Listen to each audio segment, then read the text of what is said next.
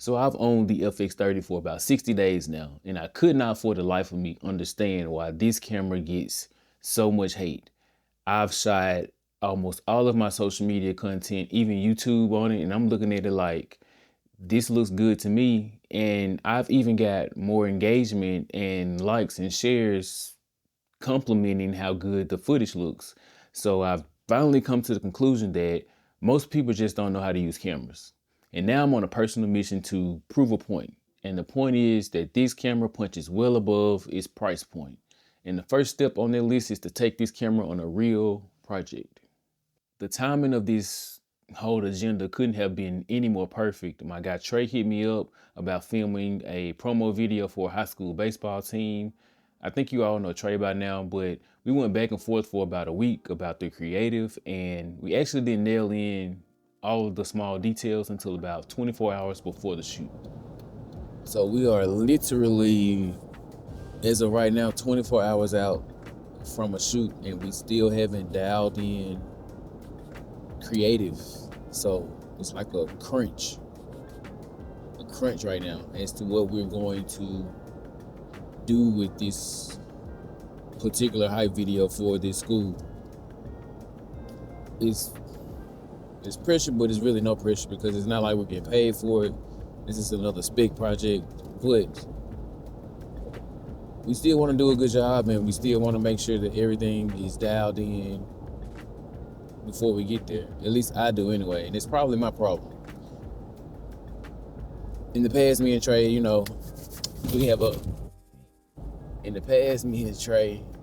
we have a rough idea of what we want to do before we get there. But we never really dial in everything until we get to the scene. And that's been serving us well, but at some point we have to level up and we have to take the next step in order to create better things, create better projects, tell better stories. And we can't keep doing the same things and expecting a different result, right? That's the definition of insanity. So we're trying to do things better, or at least I'm trying to do things better. I think Trey still wants to be on that same going off of emotion and going off of feeling type of vibe, and that's cool. That served us well, but 2025, I'm trying to push it, and pushing it requires prep. So we got script, we got location, we got talent, we got rough shot list. It's just not dialed as much as I would like for it to be dialed, if that makes sense. I'm driving with my knee. Don't cancel me. I'm putting both of my hands on the wheel right now. So this ended up being the perfect opportunity for me to flex what the FX30 could actually do. I only took 2 lenses with me. That's the 24mm, which ended up being about a 35 to 37mm on the full frame. And then I took the 50, which ended up being like a 75. And I stacked 2 filters on it because I wanted to kind of dirty up the image. So I stacked the Tiffin Black Satin 1/4 and the Polar Pro Short Stash Everyday filter. Now this was not the plan. I actually only ended up using the 50 because the school didn't look that great. So I wanted to kind of stick to tight close-up shots to not showcase the environment because of the condition of the school. Not to say that it was bad, but we really didn't want to showcase the school in a way that doesn't accurately represent what it is. They didn't have any lead time that we were coming. He really just called them, or called a contact that he had at the school and asked to film them this past week, and we showed up on Saturday. So it was like 4-day lead time.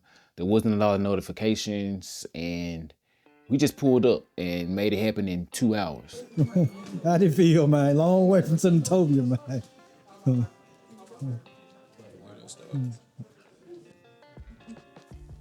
Let's go. 3, 2, 1, take off. So yeah, I just had the 50 on, and I only brought 1 light, 1 softbox, and well, 2 lights. I brought a tube light as well. I only used it on 1 shot. But the light that I brought was the 600C, which I actually rented for another shoot this week. But since I have it already, I figured why not? I used it before my actual production, and then I'm probably gonna use it again this weekend on another shoot, but we'll talk about that later. Most of these shots were already planned out. I kind of was on tray about really prepping a shot list because that's not something that we have really leaned on in the past, but we're trying to move forward with because we're both creative individuals, and early on we made things happen, great things happen by just the energy between us two on set or on the job, where we can kind of figure out things creatively as we go. But we're really trying to dial in our pre-production strategy, our pre-production processes, our systems in order to make a better product, make a better video or art that actually holds a deeper meaning, that has layers and things to unpack, things that you have to watch over and over again in order to get the little things that you didn't see the first time. Huh?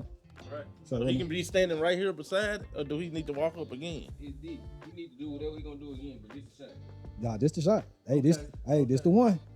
This the one. Make it count. You might want to get the mochas back, my boy. Ain't no water repelling on. 3, 2, 1, action.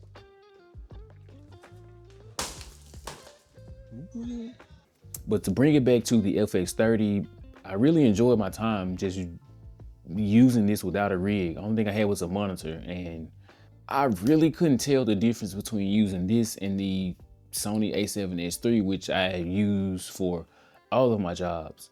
Would I have liked to have that higher base ISO of 12,800? Potentially, but it really didn't make a difference in this particular setting because I lit the shots how I wanted them to be lit anyway. Now, if you're in a run and gun situation, it makes sense, right? You don't have any control of your situations. If you're shooting events like weddings or fundraisers or whatever type of event, you're in a situation that you can't control. I'm not in those situations a lot of times, so this is perfect. So if you're in a situation where you're reading reviews online saying, don't get the fx30, it's not great in low light, the fx3 is better, blah, blah, blah, don't listen to the crowd. Because in this short time, I've created some dope content, and people really can't tell that I shot it on the fx30 unless I'm telling them that I shoot it on the fx30. And that just goes to show that it doesn't matter what camera you're using. Lighting is more important. 100 times more important. It's not the camera, it's the lighting, it's your set, it's everything else that's going on before even you decide on what camera you're going to use. I do enjoy opportunities like this though. It gives me a chance to get out and practice and sharpen my skills. And it also helps the kids. It gives us the opportunity to showcase them in a different light, give them something to aspire to, actually showing them themselves on the camera and them being excited about how they look, saying it looks like a real commercial or whatever the case may be. It's actually a good feeling. And I'm glad that I'm able to do things like that because we were not monetarily paid for this particular project, but it always comes back to us in some form or another.